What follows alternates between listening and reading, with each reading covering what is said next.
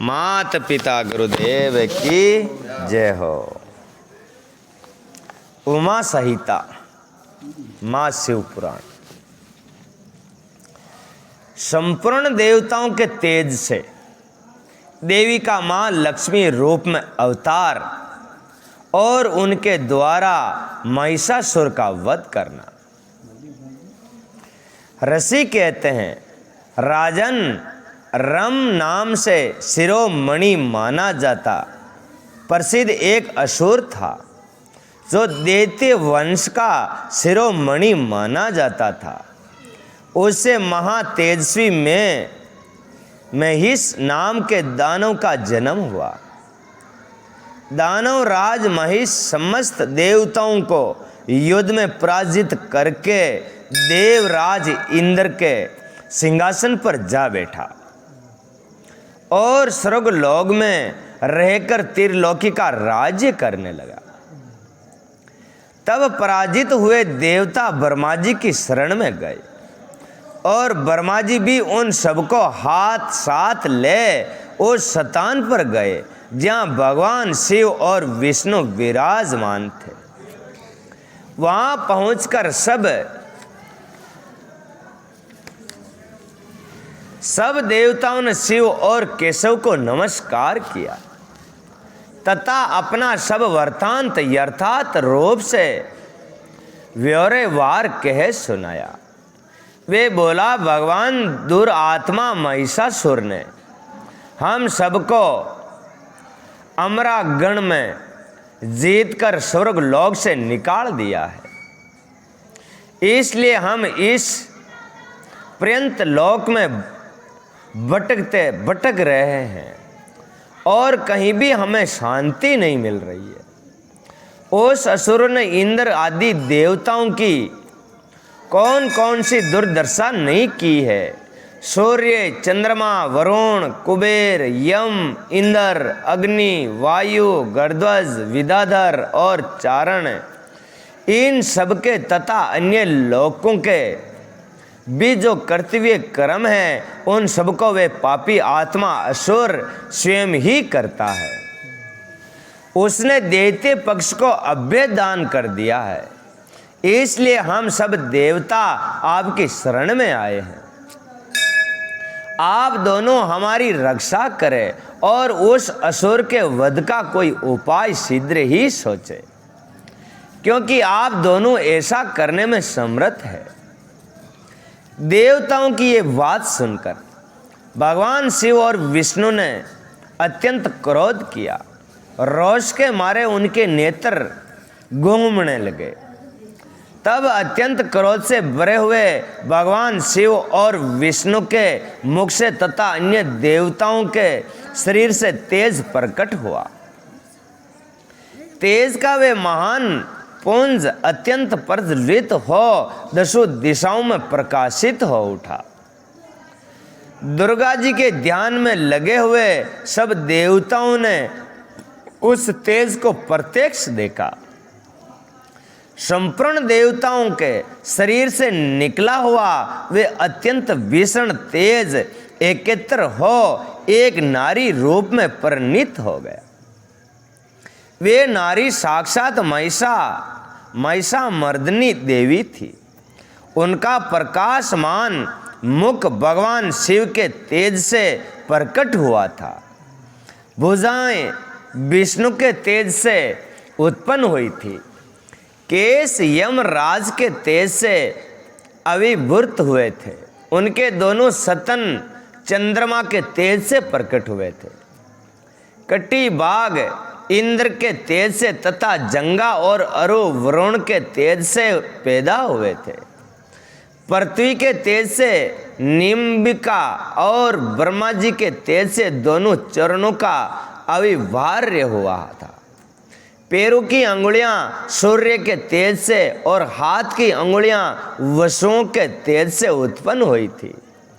नासिका कुबेर के दांत, प्रजापति के तीनों नेत्र, अग्नि के दोनों बाहें और मध्य गण के दोनों कान, वायु तथा अन्य देवताओं के तेज से प्रकट हुए थे। उस प्रकार देवताओं के तेज से प्रकट हुई कमला लाल या लक्ष्मी ही वे परमेश्वरी थी।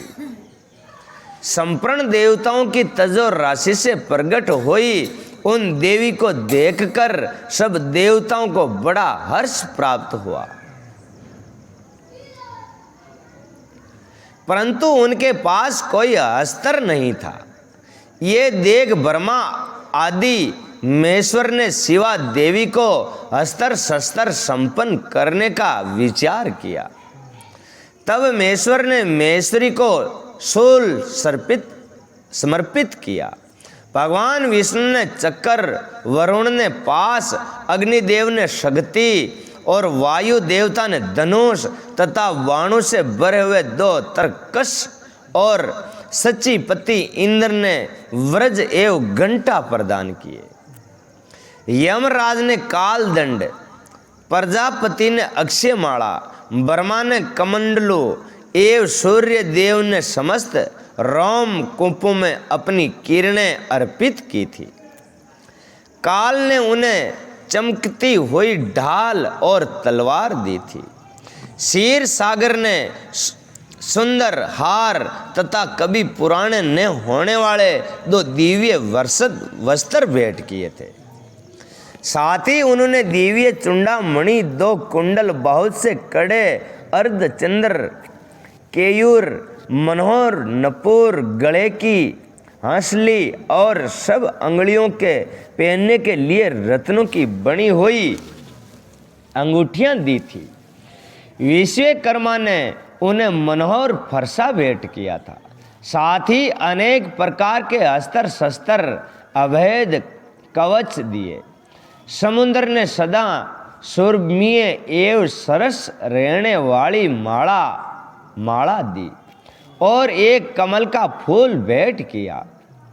हेमवान ने सवारी के लिए सिंह तथा आभूषणों के लिए नाना प्रकार के रत्न दिए थे। कुबेर ने उन्हें मधु से भरा पात्र अर्पित दिया तथा सर्पों के नेता शेष नाग ने विचित्र रचना कौशल्य से सुशोभित एक नाग हार भेंट किया था, जिसमें नाना प्रकार की सुंदर मणियां गुथी हुई थी। इन सबने तथा दूसरे देवताओं ने भी आभूषण और अस्त्र शस्त्र देकर देवी का सम्मान किया। तत्पश्चात उन्होंने बारंबार 28 करके ऊंचे स्वर से गर्जना की। उनके 10 भयंकर नाद से संपूर्ण आकाश गूंज उठा। उसे बड़े जोर की प्रतिध्वनि हुई, जिससे तीनों लोकों में हलचल मच गई थी। चारों समुद्रों ने अपनी मर्यादा छोड़ दी, पृथ्वी डोलने लगी।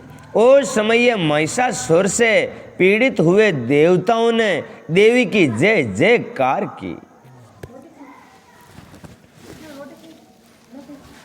तदंतर सब देवताओं ने उन महालक्ष्मी स्वरूपा पराशक्ति जगदम्बा का भक्ति गद वाणी द्वारा सतवन किया। संपूर्ण त्रिलोकी को सौभाग्यग्रस्त देख देवेश्वरी दैत्य अपनी समस्त सेना को कवच आदि से सुभोजित कर हाथों में हथियार ले शेषा उठ खड़े हुए। रोष से भरा हुआ महिषासुर भी उस शब्द की ओर लक्ष्य करके दौड़ा और आगे पहुंचकर उसने देवी को देखा, जो अपनी प्रभा से तीनों लोगों को प्रकाशित कर रही थी। इस समय महिषासुर के द्वारा लालित करोड़ों शस्त्रधारी महावीर वहां आ पहुंचे थे।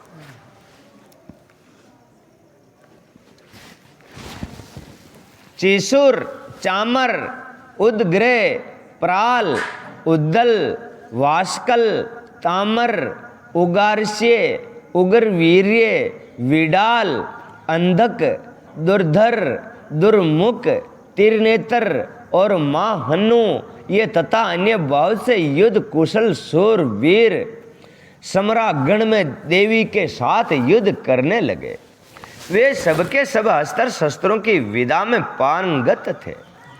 इस प्रकार देवी और दैत्य गण दोनों क्रमशः जूझने लगे। उनका वे भीषण समय मार काट में ही बीतने लगा। इस तरह भयानक युद्ध होने के बाद महिषासुर देवी के साथ माया युद्ध करने लगा। तब देवी ने कहा, रे मूंड, तेरी बुद्धि मारी गई है, तू व्यर्थ हट क्यों करता है? तीनों लोकों में कोई भी असुर युद्ध में मेरे सामने टिक नहीं सकता है। यो कहकर सर्वे कल्याणमयी देवी कूदकर महिषासुर पर चढ़ गई और अपने पैरों से उसे दबाकर उन्होंने भयंकर शूल से उसके कंठ में आघात किया। उसके पैर से दबा होने पर भी महिषासुर अपने मुख से दूसरे रूप से बाहर निकलने लगा। अभी आधे शरीर से ही वे बाहर निकलने पाया था, तभी देवी ने अपने प्रभाव से उसे रोक लिया था। आधा निकला होने पर भी वे महाअधम दैत्य देवी के साथ युद्ध करने लगा। तब देवी ने बहुत बड़ी तलवार से उसका सिर काटकर उस असुर को धराशायी कर दिया। फिर तो उसके सैनिक गण हाय हाय करके नीचे मुख किए भयभीत हो रणभूमि से भागने लगे और त्राई त्राई की पुकार करने लगे।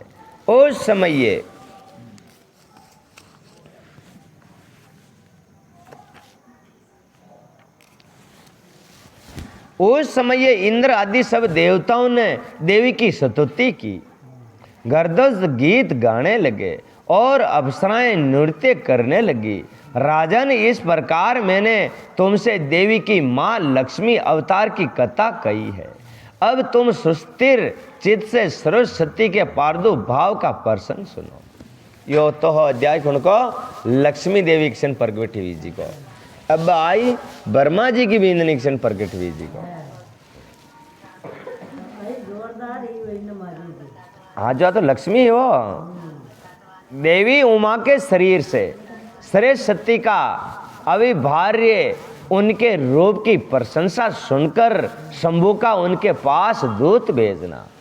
दूत के निराश लौटने पर शुभ का क्रमश द्रुम लोचन चंड और मुंड तथा रक्त बीज को भेजना और देवी के द्वारा उन सब का मारा जाना। ऋषि कहते पूर्वे काल में शुंभ और निशुभ नाम के दो प्रतापी दैत्य थे जो आपस में भाई थे। उन दोनों ने चराचर प्राणियों सहित समस्त त्रिलोकी में राज्य कर बलपूर्वक आक्रमण किया। उनसे पीड़ित हुए देवताओं ने हिमाचल पर्वत की शरण ली और संपूर्ण अभिष्टों को देने वाली सर्वभूत जननी देवी उमा का सतवन किया। देवता बोले, मेश्वरी दुर्गे आपकी जय हो। आपने भक्त जनों का प्रिय करने वाली देवी आपकी जय हो। आप तीनों लोकों की रक्षा करने वाली शिवा है। आपको बारंबार नमस्कार है। आप ही मोक्ष प्रदान करने वाली परा अम्बा है। आपको बारंबार नमस्कार है। आप समस्त संसार की उत्पत्ति और स्थिति और संहार करने वाली है। आपको नमस्कार है। कालिका और तारा रूप धारण करने वाली देवी आपको नमस्कार है। छीन मस्ता आपका ही स्वरूप है। आप ही श्री विद्या है। आपको नमस्कार है। भुवनेश्वरी आपको नमस्कार है। भैरव रूपणी आपको नमस्कार है। आप ही बगला मुखी और धुमावती है। आपको बारंबार नमस्कार है। आप ही तीरपुर सुंदरी और मातंगी है। आपको बारंबार नमस्कार है।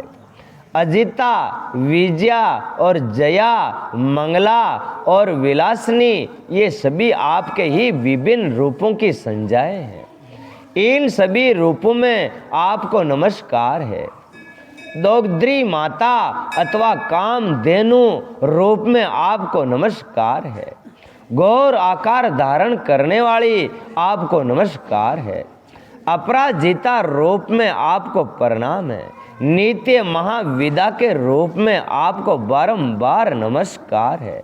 आप ही